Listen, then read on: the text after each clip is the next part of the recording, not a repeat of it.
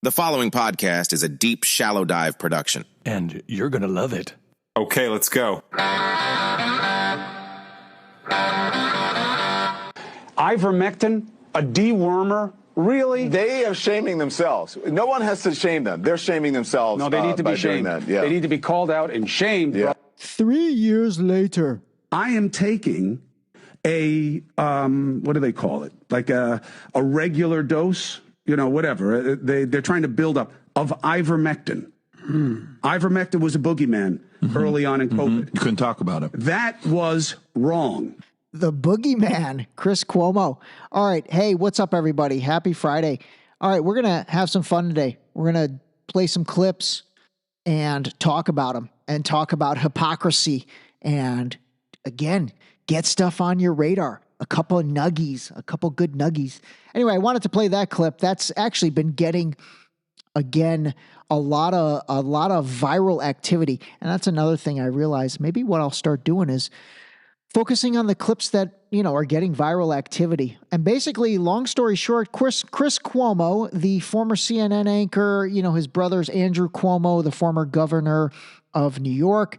Actually, interesting story on both of those guys. But when COVID started, you know, they were both at the forefront. Andrew Cuomo, along with Gavin Newsom, and then really LA Mayor Eric Garcetti, who you never hear from Garcetti anymore. Something went wrong with that dude. Something, I don't know. I think he got taken off the table. He got taken off the chessboard, so to speak.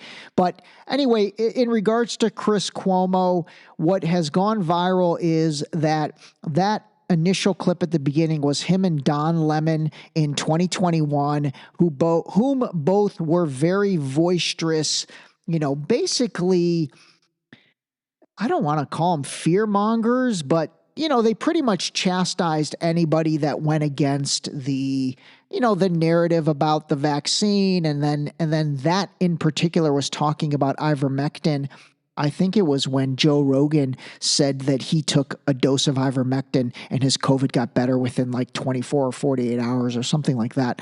But anyway, it started, the initial clip was him and Don Lemon, and then the next clip was him last week on the Patrick Bet David podcast, where basically he now has become a member of that team to an extent, and pretty much came on and talked about how he now takes a regular dose of ivermectin and all that. And he's caught a lot of grief for it because at no point during the recent segment on the Patrick Bet David podcast did he really show remorse or even apologize and say, hey, you know, I got it wrong. He just kind of like, I don't know, downplayed it to an extent.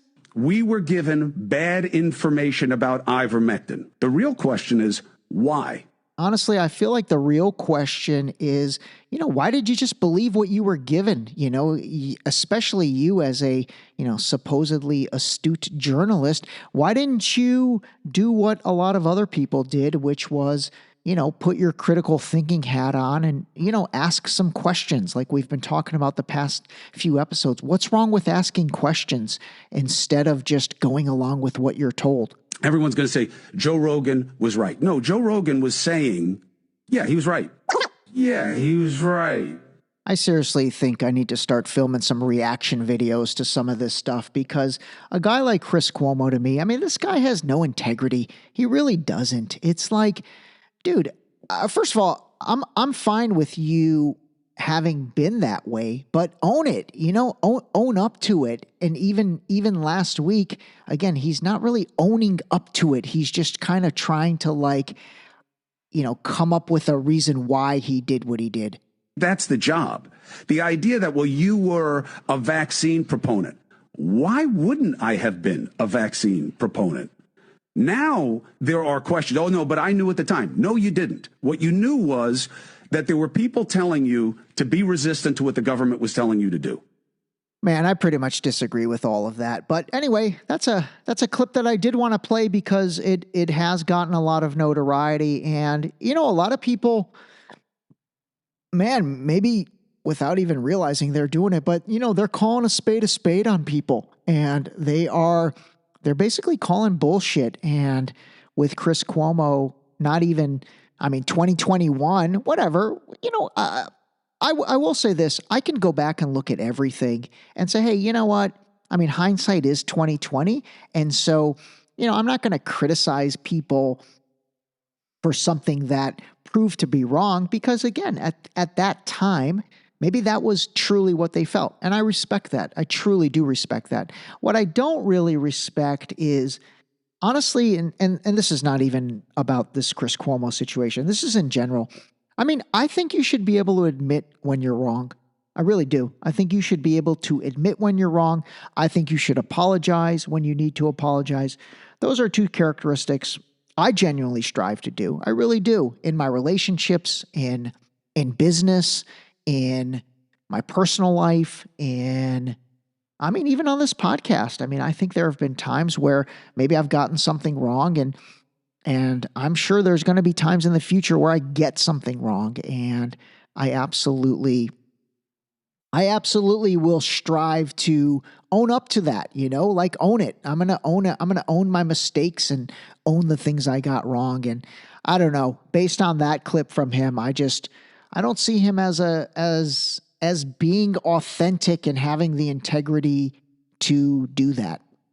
Would you be shocked to learn that Jeffrey Epstein didn't kill himself? No. How many Jeffrey Epstein type people are out there? Well, that's right. That's the real question. You mean people who've been killed, or people who are using sex as a blackmail tool? That.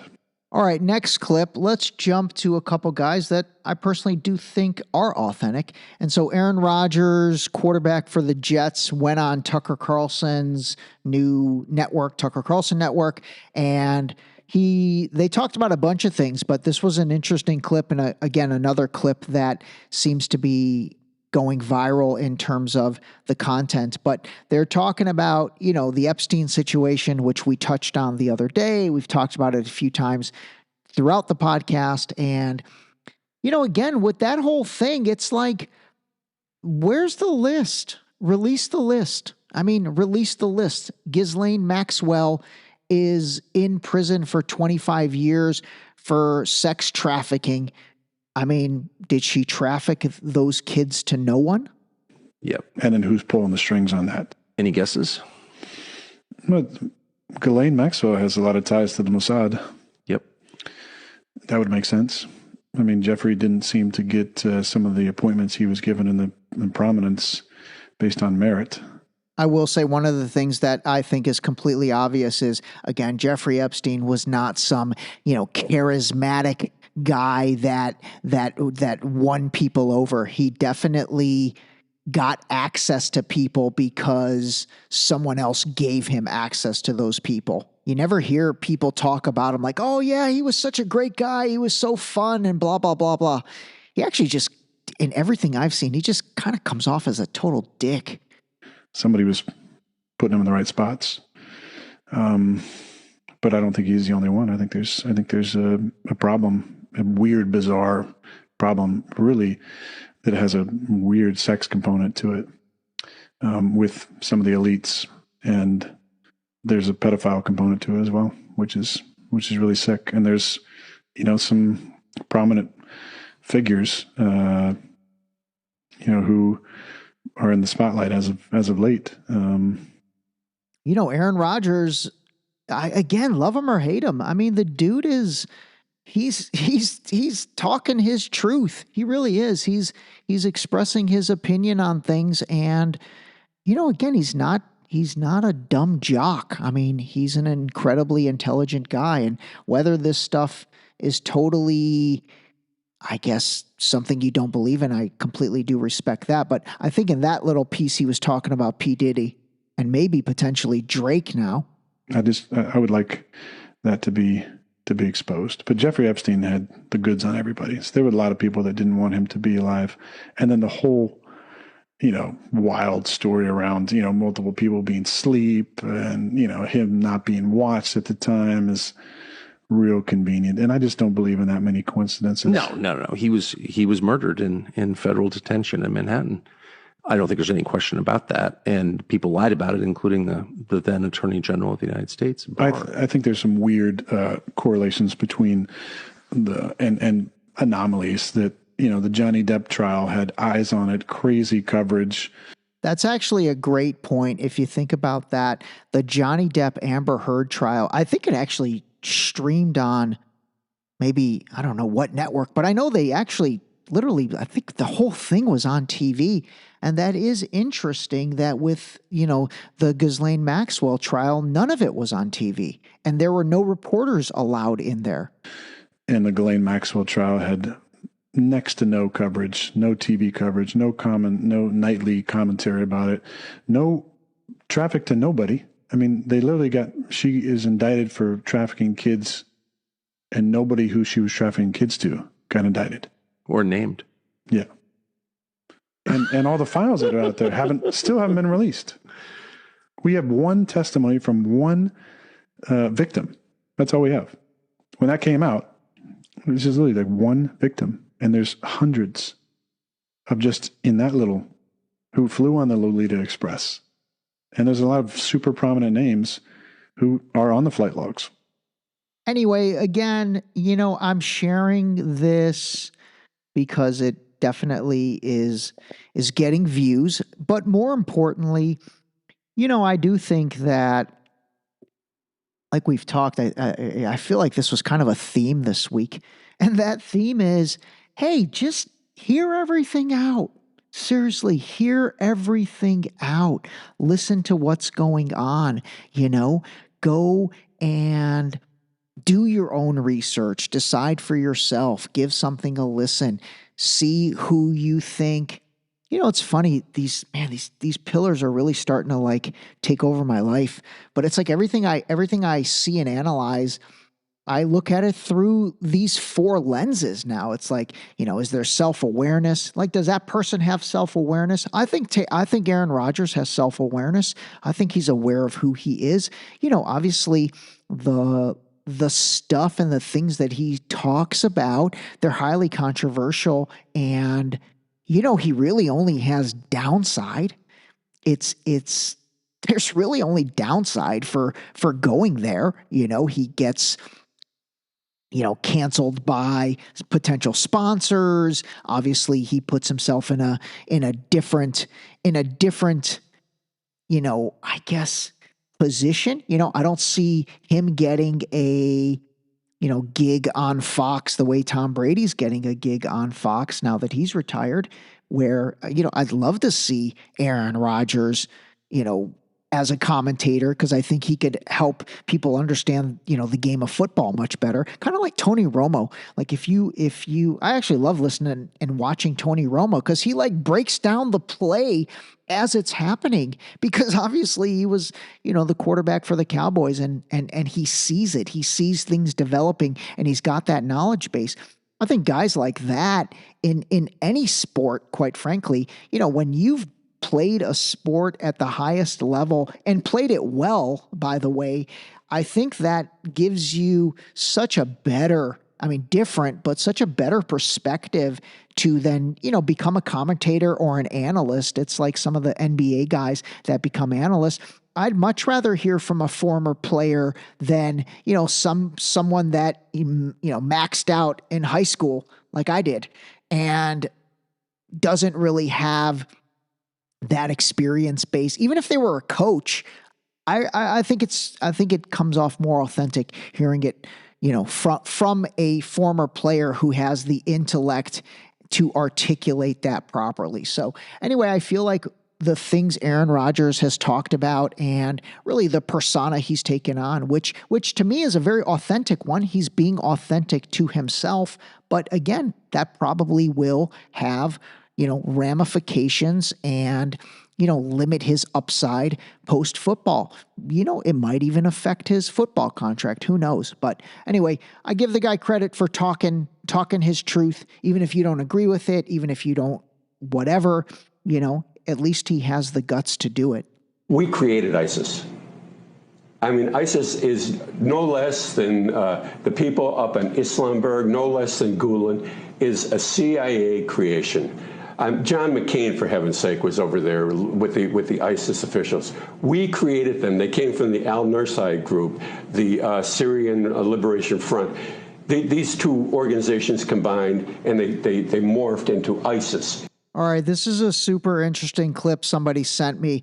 That's Paul Williams. He's the former FBI counterterrorism, like big time guy. I think now he's a consultant for it. But, he's talking about ISIS. And again, I just think this stuff is interesting. Now, ISIS is one of those Islamic militant organizations. And it's kind of the worst one, actually, because these guys are just like a band of misfits. It's like a collective group of people that kind of had nowhere else to go. And so they're kind of mercenaries. That's the best way to think of it. But when you think about mercenaries, somebody's paying them. All right. They're getting paid somewhere. They're work for hire. They're hired guns who don't give a shit about anything besides getting paid. It's our creation. We create them. We still direct them. When ISIS warriors are injured in battle, where are they transported? They're transported, for heaven's sake, to Israel. They're treated by the Israelis in Israeli hospitals and brought back to battle. Well, plenty of the rebels have acknowledged that they've been supported by Israel, and they've thanked Israel for helping them throughout. In fact, arms are oftentimes caught. Israeli arms are caught en route to the rebel groups. I don't know, man. That's interesting. That's interesting stuff. Interesting stuff. Wild and wacky stuff, Ed. Okay, Johnny. I'm not saying that everything that Alex Jones says is a prophecy from God. It's not. But in the summer of 2001, he said planes will fly into the World Trade Centers and they will blame a man called Osama bin Laden. We know that he said that because he said it on tape multiple times. And then he said, call the White House and tell them that. All right, this is another interesting clip somebody sent me. Tucker Carlson making a double appearance today on the DSD. Him as the guest this time. Anyway, he's talking about Alex Jones. I haven't really talked about Alex Jones much on this podcast. I don't know, that guy, he's an interesting guy. I can't really say I've been that into him, and that's probably why I haven't talked a lot about him, because I really don't follow him all that much. But what I will say is, he's come out with some crazy stuff in relation to the Sandy Hook school shooting, which that stuff is just too insane for me, what his thoughts were. Although I think he's retracted some of that. But regardless, I think that stuff was like completely, I don't know, man, that was just a little much. But there is a lot of footage where he talked about the things leading up to 9/11. And I mean, he's got it on tape. This is in like 2000 and early 2001. We know the Joint Chiefs of Staff wanted to blow up airliners, Baltimore Sun, or if you let some terrorist group do it, like the World Trade Center, we know who to blame. And if there was an outside threat like a bin Laden, who was a known CIA asset in the 80s. Person named Osama bin Laden. He's the boogeyman they need. All right, again, these are clips that were on the Tucker show. Again, this is stuff that Alex Jones said before it happened. And I do like the boogeyman terminology appearing twice on the show today. It really was the Iraqis. That's just because they're getting ready to invade Iraq. I mean, what a beautiful setup. That was prophetic. He's channeling something. That's real. That is real. The supernatural is real. And that's not a new phenomenon. It's happened throughout history. There are people called prophets. I mean, tell me how he did it otherwise. All right, so again, I mean, on the Alex Jones portion of that, I mean, dude called it. He really did. He really called a lot of that 9/11 stuff. In regards to what Tucker said at the end of that, I mean, that's where I disagree a little bit. I don't know. I obviously it's because of my lack of, belief in organized religion, but, I have a hard time, the prophet stuff and all that stuff and prophetic. And to me, the Alex Jones situation and let's say his ability to call that stuff, that's more honestly of probably an incredibly firm handle on geopolitics and understanding things that, I'm scratching the surface on the understanding of this stuff, but understanding things that really, honestly, we're starting to understand versus necessarily, I don't know, the prophet stuff. I have a hard time wrapping my mind around that stuff. How many civilians in Rafah, of the 1.5 million people there, is Israel prepared to view as collateral damage to eliminate the remaining Hamas terrorists? Just in the first day of the operation, we've taken 100,000 citizens, civilians from Rafah out. All right, some quick context on this. Man, Piers Morgan definitely still remains very interesting on his takes with the Israel-Palestine stuff. So this is him interviewing the latest spokesperson for the Israeli government. This is the guy that is kind of the new Elon Levy, if you've been following that whole situation, which, by the way, that guy was really good at, I didn't like him, but he was really good at his job. I'm surprised they fired him. But this is Piers with the latest spokesperson. And that guy had just said that we have relocated 100,000 of the civilians. Well, that leaves 1.4 million. Okay, and it's a work in progress. You've already killed up to 40,000 people, and a large number are innocent civilians, women and children. Out of that Hamas number that you just gave. So this is where it gets really interesting. So Piers Morgan said you've already killed 40,000 or 40,000 people, a lot of them innocent women and children. And then he responded with, well, out of that Hamas number that you gave, saying that the 40,000 number is being provided by the health ministry, which is part of Hamas. So he's kind of like questioning that 40,000 number, basically. More than 14,000 are terrorists that we took out. So how many civilians do you believe you've killed? So even though he's questioning the 40,000 number in terms of the innocent civilians, he seems pretty certain that they've taken out 14,000 Hamas. But when it comes to the innocent civilians, we don't have exact figures. As you know, it's the fog of war. If you know exactly how many Hamas terrorists you've killed, you must know how many civilians you've killed. Otherwise, you're prioritizing the lives of terrorists over innocent people. You know, you got to give it up to Piers Morgan on this interview. If you don't like him for other things, that's totally fine. But, judging the take on this interview, he really grills this guy. And it makes no sense. It's like, okay, yes, we're able to body count the exact Hamas people, but we're not body counting or don't have the ability to calculate the exact innocent civilians. Come on. I said around 14,000, whereas Hamas will come out with precise numbers. You can use the ballpark as far as the Hamas figures, which I reject as being false. Well, if they're false, why would you give me those? I gave you the numbers that I had. No, you've told me you know how many Hamas terrorists you've killed, but you don't seem to have any idea how many civilians you've killed. I'm just bemused. Why wouldn't you keep count of both? I can tell you definitively that our aim is to go after Hamas. No, you're an official spokesman for the Israeli government, and you have no idea how many civilians you've killed. I don't have the information. You literally have no idea how many civilians you've killed. Piers is just destroying this guy in this. Absolutely just calling a spade a spade. I'm proud of you in this interview, Piers. This is journalism. It's not that I don't know. I'm not authorized to give the information. I don't have the information. That's complete nonsense. Why are you authorized to give me the number of terrorists you've killed, but not the number of civilians? I just find it astonishing that the moment I asked you how many Hamas you killed, you could tell me immediately. And the moment I ask you about civilians, you haven't got a clue, literally. You're not even prepared to issue a ballpark number. And I think people will find that staggering. I definitely find that staggering. Particularly given that you are insistent that you're doing everything you can to avoid killing civilians. You come on here as the official Israeli government spokesman, and you don't want to be asked how many you've killed because you don't know. Do you understand how ridiculous that sounds? We're in the fog of war. We're fighting for our very existence. No, you're not foggy when it comes to killing terrorists. You're only foggy, it seems to me, when it comes to killing civilians. All righty. Well, you know what? Those are all clips that today I played for you guys that are gaining a lot of notoriety online, so I thought I would share those with you. All right, anyway, that's it, everybody. Special happy birthday to the one and only Brad Hershey, the original call a spade guy. Brad Hershey was calling a spade before a spade was even a spade, and we even called it that. That's just how that kid was born. Anyway, Hirsch, happy birthday. And everybody have a wonderful, wonderful weekend.